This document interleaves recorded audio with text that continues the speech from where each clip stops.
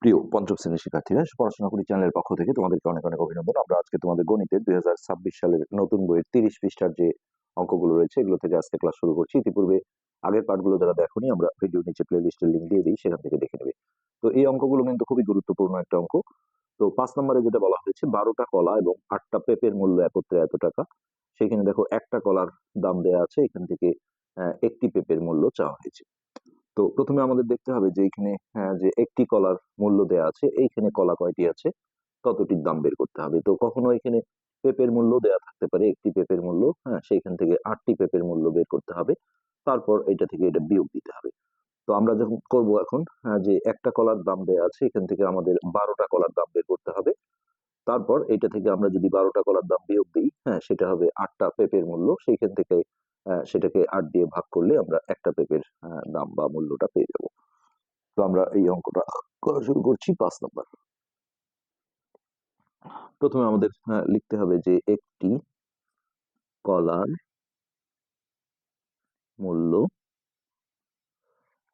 হচ্ছে 8 টাকা। তাহলে ওইখানে আমাদের কলা দেওয়া ছিল দেখো 12টা। তাহলে 12টা কলার দাম অবশ্যই বেশি হবে। তাহলে 12 গুণন 8 অথবা 8 গুণন 12 দুটোই লেখা যাবে।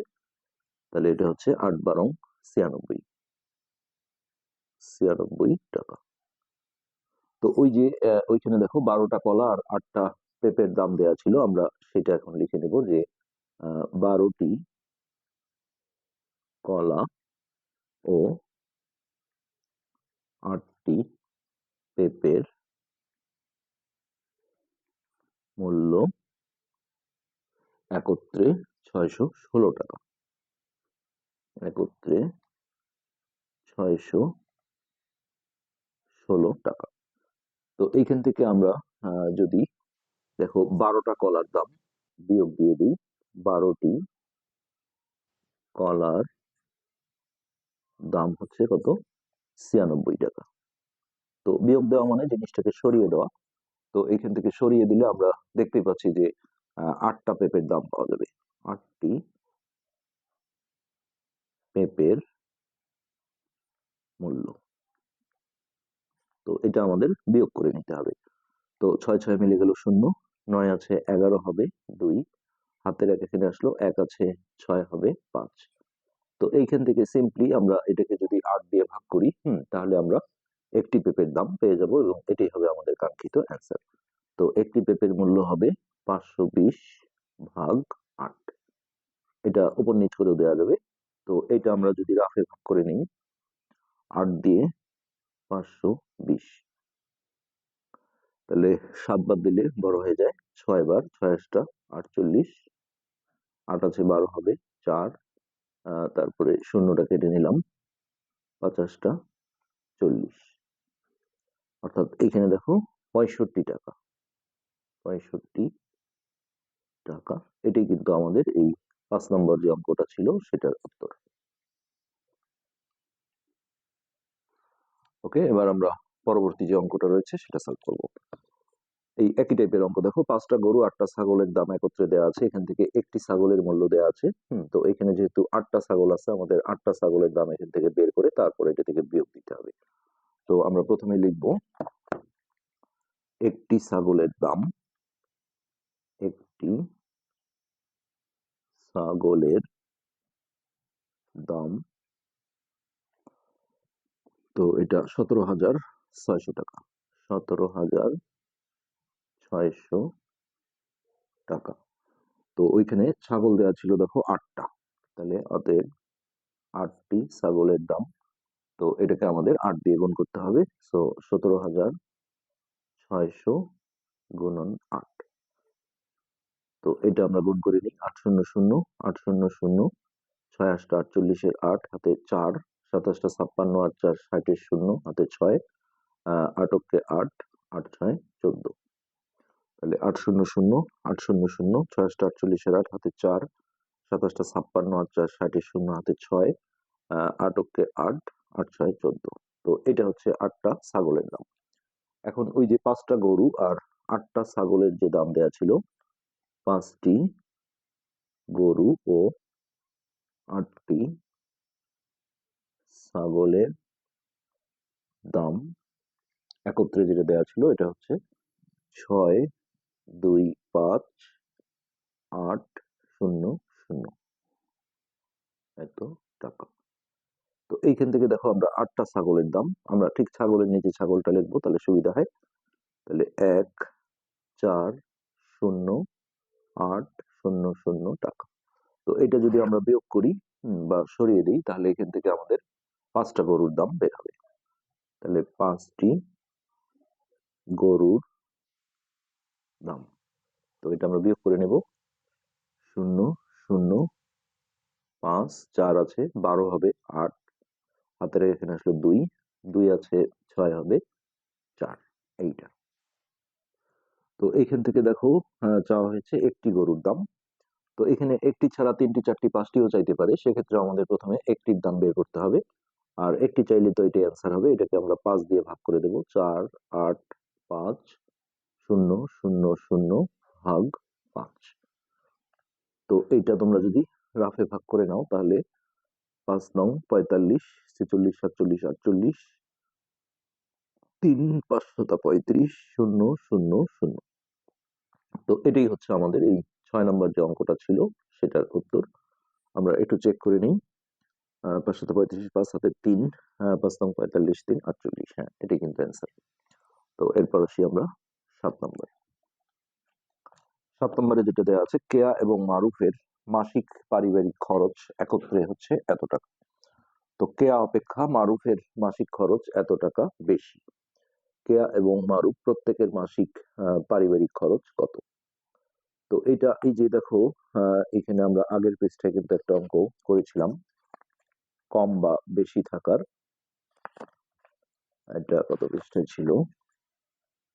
এই যে 24 পৃষ্ঠায় একটা অঙ্ক ছিল, পলি রাজনের একত্রে এত টাকা আছে, রাজন অপেক্ষা পলির এত টাকা কম আছে। ঠিক একই রকম আরেকটা অঙ্ক আমরা করেছিলাম 23 পৃষ্ঠায়। এইখানে দেখো যে বেশি ছিল বলেছিল, তো এই টাইপের একটা অঙ্ক এটা। তো এটার নিয়ম হচ্ছে যে কম থাকলে যোগ করতে হয় উল্টো, আর বেশি থাকলে বিয়োগ করতে হয়। ভিন্ন নিয়মে করা যায়, তবে এটাই বেশি সুবিধা। আর কেয়া অপেক্ষা মারুফের মাসিক খরচ এত টাকা বেশি, এখানে আমরা দুজনের নাম না বলে একজনের নাম বলবো যে কার বেশি। তো মারুফের মাসিক খরচটা বেশি, আমরা শুধু তার নামটা লিখবো, এটা বিশেষ একটা কারণ আছে আমরা পরে দেখাবো। তো আমরা সরাসরি বলবো যে মারুফের মারুফের মাসিক খরচ বেশি, মানে কার চেয়ে সেটা আর বলবো না। তাহলে মারুফের মাসিক খরচ বেশি হচ্ছে 5,600 টাকা। তো বেশি থাকলে বিয়োগ করতে হবে, এই যে বেশিটা যদি আমরা বিয়োগ করি তাহলে দুজনের মাসিক খরচ সমান হবে। তাহলে দেখো মোট বিয়োগের সময় থেকে লিখতে হবে, তাহলে মোট মাসিক খরচ থেকে এই 5,600 টাকা বিয়োগ করলে বা বাদ দিলে লিখতে পারো, বাদ দিলে দুজনের খরচ সমান হবে। দুজনের খরচ সমান হবে। এখন এই লাইনটা আমরা কোনো কিছু না লিখে সরাসরি বিয়োগটা করে নেব। তাহলে এটা ছিল দেখো 70,500 বিয়োগ হচ্ছে 5,600 টাকা। ওকে, আমরা এখন এটা বিয়োগটা সেরে নেব। 0, 0, এখানে 6 আছে 15 হবে 9, হাতের আগে এখানে আসলো 6, 6 আছে 10 হবে 4, হাতের আগে এখানে আসলো 1 আছে 7 হবে 6। আমরা একটু চেক করে দেখি। 9 হাতের এখানে 6, 4, হ্যাঁ এত টাকা। এখন দেখো দুজনের যখন খরচ সমান হয়ে যায়, হ্যাঁ তখন কিন্তু 2 দিয়ে ভাগ দিলেই নিয়ম অনুসারে প্রত্যেকেরটা বের হয়ে যাওয়ার কথা, কিন্তু যেহেতু আসলে সমান ছিল না যার কারণে এইখানে আমরা যার নাম বলবো না, এই জায়গাটা খেয়াল করতে হবে যে এইখানে দেখো আমরা কেয়ার নাম বলিনি, তো যার নাম লিখবো না একে 2 দিয়ে ভাগ দিলে তারটা বের হবে। তাহলে অতএব, কিন্তু অরিজিনালি যদি সমান থাকতো তাহলে কিন্তু হচ্ছে যে 2 দিয়ে ভাগ দিলে প্রত্যেকেরটাই বের হয়ে যেত। তাহলে কেয়ার খরচ, এটাকে আমরা এখন 2 দিয়ে ভাগ করব। 64,900 ভাগ 2 টাকা। তো এটা ভাগ করলে হবে 3 দুগুণে 6, 2 দুগুণে 4, 4 দুগুণে 8, 9, 1, 5 দুগুণে 10, 0। তো এটা কিন্তু একটা উত্তর হয়ে গেল। এখন আমি যখন মারুফের খরচ বের করব, হ্যাঁ, এটা দুটো নিয়মে করা যাবে। মারুফের খরচ, মারুফের খরচ কিন্তু 5,600 টাকা বেশি ছিল, সো আমি এটার সাথে 5,600 যোগ দিলেও হবে। অথবা ওই যে মোট খরচ যেটা দেওয়া ছিল 70,500, হ্যাঁ, তো এটা থেকে আমি যদি এই টাকাটা বিয়োগ দিই তবুও কিন্তু মারুফের খরচটা চলে আসবে। তো আমি এটাই করছি যে কেয়ার যে খরচটা আছে 32,450, আর মারুফের খরচ যেহেতু এর চেয়ে 5,600 বেশি, তাহলে আমি যোগ করে করছি। তো এটা যোগ করে দিলে যেটা হবে 0, এখানে 0 আর 5 যোগ করে 5, 6 আর 4 10 এর 0, হাতে 1, 5 আর 1 6, 6 আর 2 8, 3। তো এই দুটোই কিন্তু উত্তর। কেয়ার মাসিক খরচ এটা আর মারুফ মাসিক খরচ এটা। আমরা যদি একটু পরীক্ষা করে দেখি যে হ্যাঁ, এই দুজনের খরচ যদি আমরা যোগ করি, দেখো 32,450 এটা কেয়ার, আর মারুফের ছিল 38,050। 0, 5 5 10 এর 0, হাতে 1, 4 এর 1 5, 8 আর 2 10 এর 0, হাতে 1, 3 3, এই যে 70,500 টাকা মোট খরচটা চলে আসছে। একইভাবে এখানে মারুফের খরচ থেকে আমি যদি কেয়ার খরচটা দেখো বিয়োগ করি, তাহলে 38,050, আর কেয়ার খরচ ছিল 32,450। তো দেখো 0 0 6, হাতের এখানে আসলো 3 3 আছে 8 হবে 5, এই যে 5,600 টাকা যেটা মারুফের বেশি ছিল সেটাও কিন্তু চলে আসছে। তো এই ছিল 7 নম্বর অঙ্কটা। এরপর আমরা 8 নম্বরটায় যাবো। 8, তো 8 যেটা বলেছে ওই একই টাইপের অঙ্ক। দেখো রনি এবং বাশিরের কাছে একত্রে এতটা লিচু আছে, রনি অপেক্ষা বাশিরের এতটা কম আছে। এই যে এটা আমরা যেটা করলাম বেশি, এখানে দেখো কম দেয়া আছে। তো এখানে আমরা একজনের নাম ইউজ করব। রনি অপেক্ষা বাশিরের কাছে এতটি কম আছে, তাহলে বাশিরের কম আছে, একই থিমের অঙ্ক এটা। তাহলে বাশিরের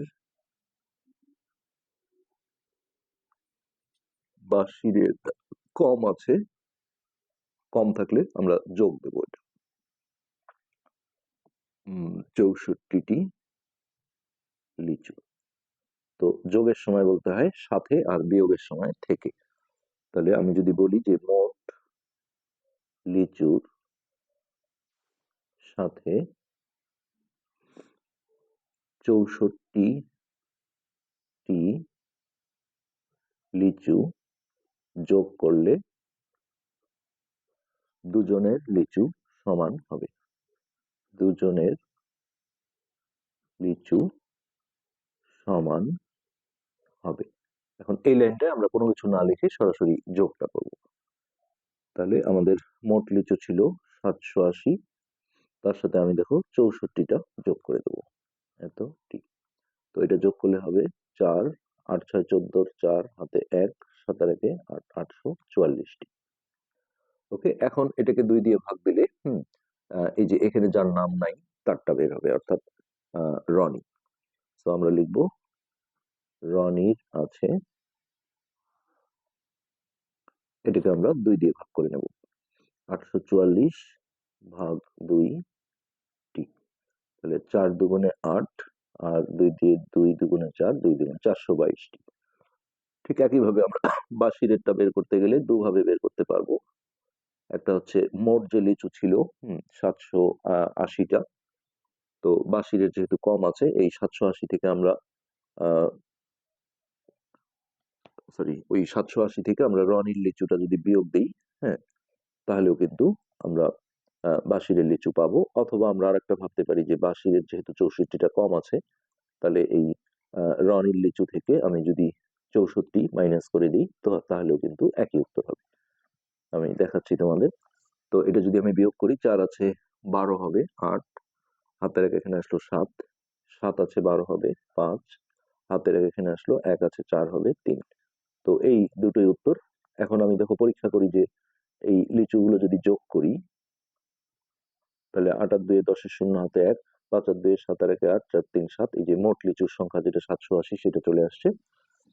একইভাবে আমি রনির লিচু থেকে এই 422 থেকে বাশিরের লিচু অর্থাৎ 358 এটা যদি বিয়োগ করে দিই, তাহলে দেখো ওই যে 64টা কম ছিল বাসিরের, হ্যাঁ সেটা বের হয়ে আসবে।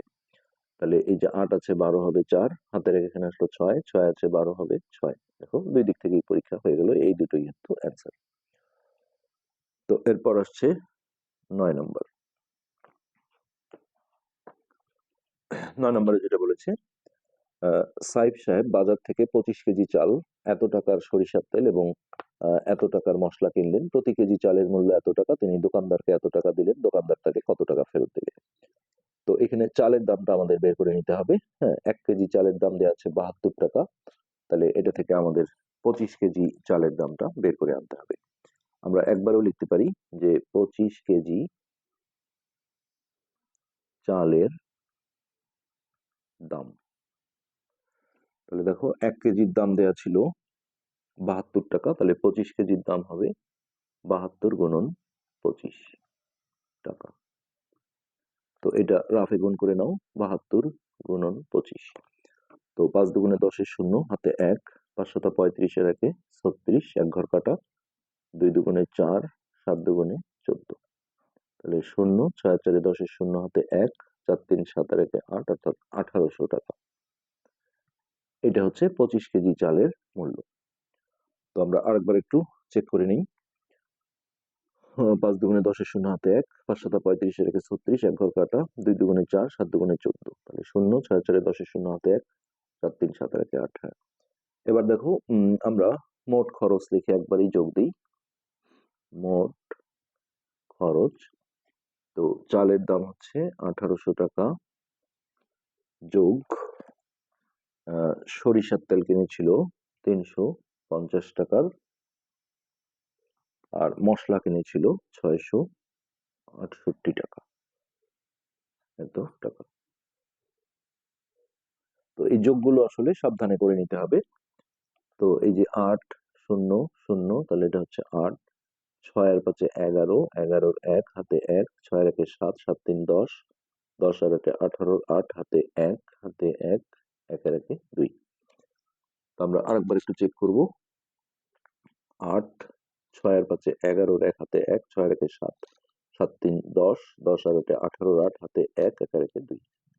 তো এইটা, তো দোকানদারকে দিয়েছিল দেখো 3000 টাকা। এখন দোকানদার ফেরত দেবে, এটা বিয়োগ দিলেই বের হয়ে যাবে। দোকানদার ফেরত দেবেন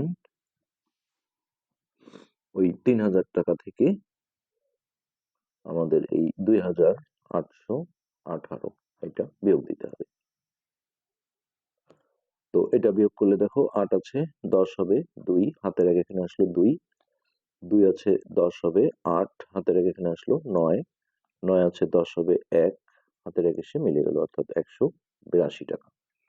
8 আর 2 10 শূন্য, হাতে 1, 8 এর একে 9 এর 10 শূন্য, হাতে 1, 8 আছে 10 হবে 2, হাতের আগে এখানে আসলো 2, 2 আছে 10 হবে 8, হাতের আগে এখানে আসলো 9, 9 আছে 10 হবে 1, এটা মিলে গেল। হ্যাঁ ঠিক আছে। তো এই হলো 182 টাকা, এটাই কিন্তু আমাদের অ্যান্সার।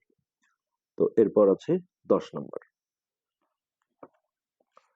10 নম্বরে যেটা আছে, একটি ফলের দোকানে একটি আনারস এত টাকায়, একটি আনার এত টাকায় এবং একটি আতা ফল এত টাকায় বিক্রি হয়। সোনিয়া তাহলে 4টা আনারস কিনলো, 2টা আনার এবং 5টা আতা ফল কিনে 1000 টাকা দোকানিকে দিলে কত টাকা ফেরত দেবে। তো দেখো আমরা একবারেই বের করার চেষ্টা করি যে আনারস কিনেছে হচ্ছে 4টা। সো একবারে লিখি যে 4টি আনারসের আনারসের দাম। তো একটার দাম দেওয়া ছিল হচ্ছে 48 টাকা, তাহলে 48 গুণন 4। এখানে আমরা সমান চিহ্ন দিয়ে গুণটা করে ফেলি। 4 8 32 এর 2, হাতে 3, 4 4 16, 17 18 19। 4 8 32 এর 2, হাতে 3, 4 4 16, 16 আর 3 19, এত টাকা। এরপর হচ্ছে 2টি আনার, আনারের দাম। তো একটি আনার ছিল 95 টাকা, তাহলে 95 গুণন 2। আমরা সুন্দর নিচে নিচে লিখি, তাহলে আমরা যোগটা করে ফেলতে পারবো। 5 দুগুণে 10 শূন্য, হাতে 1, 9 দুগুণে 18 আর একে 19। ওকে, আর আতা ফল, 5টা আতা ফল কিনেছিল, তাহলে 5টি আতা ফলের দাম। তো একটার দাম দেওয়া ছিল ৭৫ টাকা গুণন ৫। তো এটা গুণ করে হবে ৫ ৫ ২৫-এর ৫ হাতে ২, ৫ ৭ ৩৫ আর ২ ৩৭। এখন দেখো তার মোট খরচটা আমরা সুন্দর উপর নিচে যোগ করে ফেলতে পারবো। তো মোট দাম তাহলে ৫ আর ২ ৭, হাতে নাই, তাহলে ৯ ৯ ১৮, ১৮ আর ৭ ১৯ ২০ ২১ ২২ ২৩ ২৪ ২৫, ২৫-এর ৫ হাতে ২, ৩ আর ২ ৫ ৬ ৭, ৫ আর ২ ৭, ৯ ৯ ১৮, ১৯ ২০ ২১ ২২ ২৩ ২৪ ২৫-এর ৫ হাতে ২, ৩ আর ২ ৫ ৬ ৭। ওকে, তাহলে দোকানদারকে দেওয়া হয়েছিল ১,০০০ টাকা। তাহলে অতএব দোকানি ফেরত দিবে এই ১,০০০ থেকে আমাদের এই খরচটা বিয়োগ দিতে হবে ৭৫৭। তাহলে ৭ আছে ১০ হবে ৩, হাতের আগে এখানে আসলো ৬, ৬ আছে ১০ হবে ৪, হাতের আগে এখানে আসলো ৮, ৮ আছে ১০ হবে ২। তাহলে এটি কিন্তু আমাদের অ্যান্সার ২৪৩ টাকা। ৭ আছে ১০ হবে ৩, হাতের আগে এখানে আসলো ৬, ৬ আছে ১০ হবে ৪, হাতের আগে এখানে আসলো ৮, ৮ আছে ১০ হবে ২। তো এই ছিল এটা অঙ্ক। এরপরে এখানে আমরা হচ্ছে ১১ নম্বরটা দেখছি। ১১ নম্বরে যেটা আছে, ফাতিহা, সুলতান এবং আফরিন ৩ ভাই বোন তাদের বাবার সঙ্গে মেলায় গিয়ে নাগরদোলায় চড়ল। নাগরদোলায় প্রতিবার উঠলে ১৫ টাকা করে দিতে হয়। নাগরদোলায় ফাতিহা ৫ বার, সুলতান ৭ বার, আফরিন একবার উঠলো। বাবা কাউন্টারে ৫০০ টাকা দিলেন, তিনি কত টাকা ফেরত পাবেন? তো আমরা সেই অঙ্কটা করার চেষ্টা করি। তো প্রতিবার উঠলে ১৫ টাকা দিতে হয়। তাহলে দেখো নাগরদোলায় ফাতিহা ৫ বার উঠেছে। হ্যাঁ, তাহলে এটা অনেকভাবে করা যেতে পারে।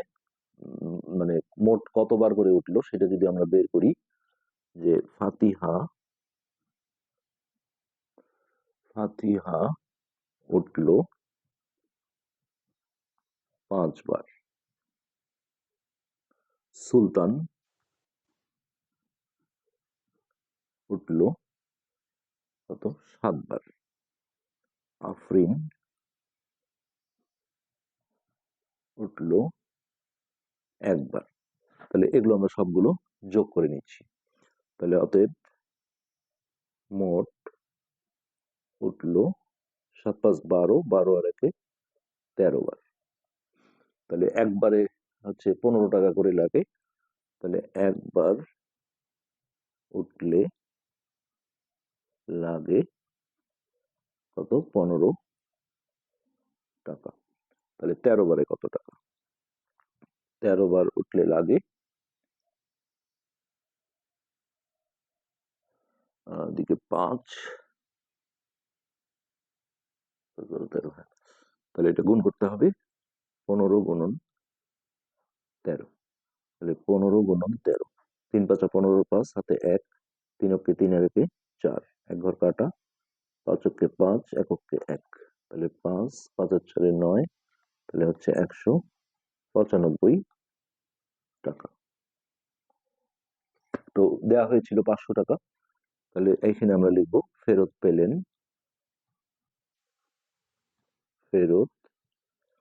পেলেন ওই ৫০০ টাকা থেকে আমরা ১৯৫ টাকা মাইনাস করে দেবো, বিয়োগ। তাহলে ৫, হাতের এখানে আসলো ৯ ১০ মিলে গেল ০, হাতের এখানে আসলো ২, ২ আছে ৫ হবে ৩, ৫ ৫ ১০ শূন্য হাতে ১, ৯ ১ ১০ শূন্য হাতে ১, এই ৩০৫ টাকা হচ্ছে ফেরত পাবেন। তো সিম্পল অঙ্ক ছিল। আসলে অঙ্কটা দেখতে অনেক বড়, কিন্তু আমি বলবো যে অঙ্কটা অনেক সহজ ছিল। তো এবার আমরা চলে যাই ১২ নম্বর অঙ্কে। এই বয়সের অঙ্ক আমরা ইতিপূর্বে আরেকটা করেছি। এই অঙ্কগুলো খুব ইম্পর্টেন্ট অঙ্ক। ১২ নম্বর এখানে আছে, দেখো মা এবং পুত্রের বয়সের সমষ্টি এত, মায়ের বয়স পুত্রের বয়সের ৪ গুণ, তাদের প্রত্যেকের বয়স কত? তো এটা একটা বিশেষ নিয়মে করতে হয়। তো প্রথমে আমরা বলবো যে পুত্রের বয়স সমান পুত্রের বয়সের ১ গুণ। পুত্রের বয়সের 1 গুণ এই লাইনটা মনে রাখতে হবে। যেমন ধরো পুত্রের বয়স যদি 5 বছর হয়, তাহলে তার পুত্রের বয়সের 1 গুণ মানে দেখো একে যদি 1 দিয়ে গুণ করি এটাই কিন্তু আসে এই বিষয়টা। তার নিচে আমরা লিখবো এই কথাটা যে মায়ের বয়স, যেটা অঙ্কে দেয়া ছিল, মায়ের বয়স সমান পুত্রের বয়সের 4 গুণ। তারপরে এইরকম একটা টার্ম দিয়ে আমরা এই জায়গাটায় যোগ করব। দেখো এই দুটো যোগ করলে আমরা বলতে পারি যে মা ও পুত্রের বয়সের সমষ্টি। মা ও পুত্রের বয়সের সমষ্টি, মাঝে সমান চিহ্নটা থাকলো। আর এইটা দুইটা যেহেতু একই, ওই কথাটাই আমরা বলবো যে পুত্রের বয়সের এই সংখ্যা দুটো যোগ করে 5 গুণ করে দেবো। এই অঙ্কটার আসলে বেশ মানে থিমটা এরকম। তো এখন এই পুত্রের বয়স তো মনে করো কোনো একটা সংখ্যা আছে, তাহলে একটা সংখ্যার 5 গুণ এই সমষ্টিটা কিন্তু দেয়া আছে 45। তো আমাকে কেউ যদি বলে দেখো একটা সংখ্যা তার 5 গুণ ধরো 20, তো এই সংখ্যাটা আমি জানি না, খালি বললাম যে একটা সংখ্যার 5 গুণ 20 সংখ্যাটা কত। সেক্ষেত্রে কি করতে হয় দেখো, এই 20কে 5 দিয়ে ভাগ দিলেই কিন্তু এটা চলে আসে। তো এখানেও আমরা যদি এইভাবে ভাবি যে পুত্রের বয়স তো একটা সংখ্যা আছে, তো একটা সংখ্যার 5 গুণ হচ্ছে 45, এই সমষ্টিটা দেওয়া ছিল, তাহলে সেক্ষেত্রে এই সংখ্যাটি কত, তাহলে 45কে 5 দিয়ে ভাগ করতে হবে। তো সেটাই হবে কিন্তু পুত্রের বয়স। তো এখানে আমরা লিখব পুত্রের বয়স। তো ওই যে সমষ্টিটা দেওয়া ছিল দেখো 45, হ্যাঁ, সেই 45কে আমরা এখন জাস্ট হচ্ছে যে 5 দিয়ে ভাগ করে নেব। তাহলে আমরা লিখব যে পুত্রের বয়স 45 ভাগ 5 বছর। তাহলে 5 নং 45 বছর, 9 বছর। তো যখনই পুত্রের বয়স বের হয়ে গেল, তখন আমরা মায়ের বয়সটা দুই ভাবে বের করতে পারি। একটা হচ্ছে ওই যে অঙ্কে বলা ছিল যে মায়ের বয়স পুত্রের বয়সের 4 গুণ, তাহলে একে 4 দিয়ে গুণ দিলেও হবে। অথবা দুজনের মোট বয়স যে দেয়া ছিল 45, সেখান থেকে আমরা পুত্রের বয়সটা বিয়োগ করলেও কিন্তু মার বয়সটা পাবো। তো মার বয়স, তাহলে মোট বয়স ছিল 45 বিয়োগ পুত্রের বয়স 9, তাহলে 9 আছে 15 হবে 6, হাতের এখানে আসলো, 1 আছে 4 হবে 3। ঠিক একইভাবে আমরা দেখো পুত্রের বয়সকে যদি 4 দিয়ে গুণ দিতাম, 5 দিয়ে দেওয়া যাবে না, অঙ্কে যেটা 4 গুণ ছিল সেই 4 দিয়ে গুণ দিতে হবে, 4 নং 36, একই উত্তর হবে। সো এই দুটোই হচ্ছে অ্যান্সার। এরপর আসছি আমরা 13 নম্বরে। আমরা এই পৃষ্ঠার অঙ্কগুলো আজকে শেষ করে দেওয়ার চেষ্টা করছি। একজন শ্রমিক 5 দিনে এত টাকা আয় করেন, 3 সপ্তাহে তিনি কত টাকা আয় করেন? তো দেখো আমরা এই সবগুলোকে দিনে প্রকাশ করে নিই, তাহলে আমাদের সুবিধা হবে। এক সপ্তাহ মানে হচ্ছে 7 দিন, এক সপ্তাহ সমান 7 দিন। তো এখানে দেওয়া আছে 3 সপ্তাহ, তাহলে অতএব 3 সপ্তাহ সমান হচ্ছে 7 গুণন 3 দিন, তার মানে 21 দিন। তো এবার আমরা যদি লিখি 5 দিনে আয় করেন, 5 দিনে আয় করেন 3,125 টাকা। তো এখান থেকে আমরা 21 দিনের আয় বের করব। তাহলে একদিনে আয় করেন, একদিনে কম আয় করবে অর্থাৎ ভাগ হবে 3,125, এইভাবে ভাগ দিতে পারো, অথবা এইভাবে আমরা দিচ্ছি, কাটাকাটি করব। তো এইখান থেকে 3 সপ্তাহ মানে হচ্ছে 21 দিন। তো 21 দিনে আয় করেন 3,125 গুণন 21 ভাগ 5। তো আমরা 5 দিয়ে কাটাকাটি করলে এটা হবে 1, আর এটা হবে 5 6 30, 31 1, 5 দুগুণে 10, 11 12, 5 5 25, 5 6 30, 31 1, 5 দুগুণে 10, 11 12। এবার এই 625, নিচের একের কোনো দাম নেই, আমরা 625 আর 21 এই দুটো গুণ করে নেব। তো 1 দিয়ে গুণ করলে 5, 2 6, 1 ঘর কাটা, 5 দুগুণে 10 এর শূন্য হাতে 1, 2 দুগুণে 4 এর একে 5, আর 6 দুগুণে 12। তাহলে 5 2 6 এর 5 11, 1 হাতে 1, 2 এর একে 3, 13,125, 13,125 টাকা। তো এটি কিন্তু আমাদের 13 নম্বর যে অঙ্কটা ছিল সেটার অ্যান্সার। এরপর আসি আমরা 14 নম্বর। 14। তো 14 নম্বরে যেটা আছে দেখো, শরীফুল 72 টাকা দিয়ে 3টা খাতা কিনলো, 12টি খাতা কিনতে তার কত টাকা লাগবে? তাহলে আমরা এইভাবে যদি সাজাই যে 3টি খাতার দাম 72 টাকা, 3টি খাতার দাম, এগুলো সব ঐকিক নিয়মের অঙ্ক, 72 টাকা। তো 12টার দাম বের করতে গেলে প্রথমে আমাদের একটির দাম বের করতে হবে। তো একটির দাম 72 ভাগ 3 টাকা। তারপরে এখান থেকে আমরা 12টি খাতার দাম বের করব। তাহলে 72 গুণন 12 ভাগ 3। তো 3 দিয়ে দেখো একেও কাটা যায়, একেও কাটা যায়, আমরা একে কেটে দিলাম। 3 চারা 12, নিচে 1, নিচে 1 আসলে এটা কোনো দাম নেই, এটা 4 দুগুণে 8 আর 4 সাতা 28। তাহলে এই 288 টাকা, এটাই কিন্তু আমাদের 14 নম্বরের অ্যান্সার। 15 নম্বর, এটাই আমাদের এই পৃষ্ঠার লাস্ট অঙ্ক। তো এখানে দেওয়া আছে 16 জন শ্রমিক 7 দিনে একটা দেয়াল নির্মাণ করে, 4 জন শ্রমিকের ওই দেয়ালটি নির্মাণ করতে কত দিন লাগবে? তো 16 ক, কত দিন লাগবে? তাহলে আমরা দিনটাকে ডানে ফেলবো। 16 জন, একটু নিচে লিখি, 16 জন শ্রমিক দেয়াল নির্মাণ করেন কত? 7 দিনে। 7 দিনে। এখান থেকে দেখো 4 জন শ্রমিক চেয়েছে, তাহলে প্রথমে একজন শ্রমিক, এই ধরনের অঙ্কগুলো দিন জন একে কিন্তু গুণন করতে হয়, কেন দেখো কাজটা কিন্তু কমেনি। হ্যাঁ, যে দেয়ালের কাজটা ছিল 16 জন শ্রমিক করেছিল 7 দিনে, এখন আমি যদি একজন শ্রমিক দিয়ে করাই তাহলে কিন্তু বেশি দিন লাগবে, এই কারণে এটা গুণ হয়। তো 7 গুণন 16 বা 16 গুণন 7, যে কোনোটাই লেখা যাবে যেহেতু এটা গুণন। তারপরে এইখান থেকে 4 জন শ্রমিক, তো একে গুণন হলে পরেরটায় ভাগ হয়, তাহলে হচ্ছে 7 গুণন 16 ভাগ 4। তো এটা কাটাকাটি করলে 4 চারা 16, নিচে 1, তাহলে এটা গুণ করে দিলে 4 সাতা 28 দিনে। এটাই হচ্ছে আমাদের 15 ক নম্বরের অ্যান্সার। এরপর খ নম্বরে যেটা চেয়েছে দেখো, দেয়ালটি 2 দিনে নির্মাণ করতে অতিরিক্ত কতজন শ্রমিক লাগবে? তো যাই হোক, এখানে শ্রমিক সংখ্যা চেয়েছে, যার কারণে এই শ্রমিকটাকে ডানে ফেলতে হবে, এবার দিনটাকে আমাদের বামে রাখতে হবে। আমরা যদি এইভাবে লিখি যে 7 দিনে নির্মাণ করেন 16 জন। তো এই দেয়ালটাই আমি যদি একদিনে নির্মাণ করতে চাই তাহলে কিন্তু বেশি শ্রমিক লাগবে। এই একে বের করতে গেলে এখানেও কিন্তু আমাদের গুণ করতে হবে, 16 গুণন 7। তারপর এখানে 2 দিনে, এই 2 হবে ভাগ, যেহেতু একে গুণ হয়েছিল, 16 গুণন 7 ভাগ 2, এটা কাটাকাটি করলে 8, নিচে 1, তাহলে 27টা 56 জন। তো এটা আসলে লাস্টে বলেছে অতিরিক্ত কতজন লোক লাগবে। তো অতিরিক্ত বললে বা আরো বললে এই যে এই জন থেকে এই জন বিয়োগ করে দিতে হবে। তো এখানে আমরা লিখবো অতিরিক্ত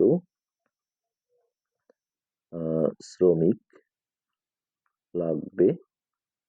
অতিরিক্ত কথাটা না বললে কিন্তু এটাই অ্যান্সার হতো।